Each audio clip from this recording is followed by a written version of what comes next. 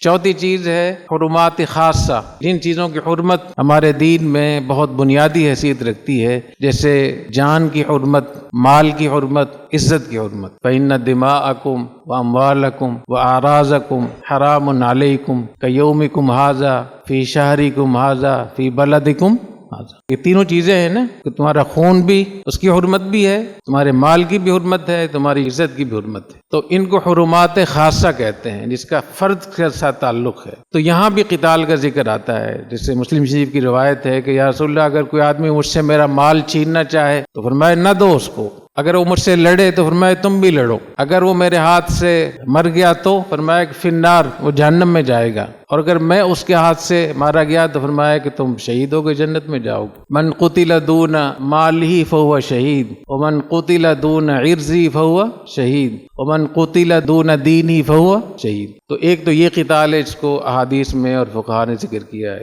باقی یہ کہ یہ قتال واجب ہے یا نہیں ہے، تو اگر عزت کا مسئلہ ہے، عزت کا، تو پھر تو اپنے عزت کے دفاع میں قتال واجب ہے، اور اگر مال کا مسئلہ ہے تو پھر وہاں قتال کرنا جائز ہے، ضروری نہیں ہے کہ آپ ان سے لڑیں۔ اور اگر اپنی جان کا مسئلہ ہے تو جان کا دفاع بھی علی الاصح، اصح قول یہ کہ واجب ہے، اپنے دفاع میں دوسرے کو اپنا دفاع کرنا، اور اس دفاع میں اگر دوسرا مارا جاتا ہے تو مارا جائے۔ ہاں اگر فتنے کا زمانہ ہو، جو قتال الفتنہ آگے آئے گا، اس میں میں بات کروں گا انشاءاللہ، تو فتنے کی خاص قسم کی صورت ہے جس میں پتہ نہ چل رہا ہو کہ حق پر کون ہے، دو گروپوں میں لڑائیاں ہو رہی ہیں، دونوں کا موقف ہے لیکن پتہ ہی نہیں چل رہا کہ صحیح کون ہے، تو اس قسم کے جب مواقع ہوں تو وہاں پھر اپنے نفس کا، اپنی جان کا دفاع کرنا واجب نہیں رہتا۔ اور حدیث شریف میں آتا ہے کہ تم اپنی تلوار کو توڑ کر، پتھر پہ مارو، تلوار کو توڑ کے گھر میں بیٹھ جاؤ اور اپنی کمانیں توڑ دو، تو وہ تو ایک الگ مسئلہ ہے۔ عام حالات میں اپنے نفس کا دفاع واجب ہے، عزت کا دفاع بھی واجب ہے، مال کا دفاع مندوب ہے، مستحب ہے یا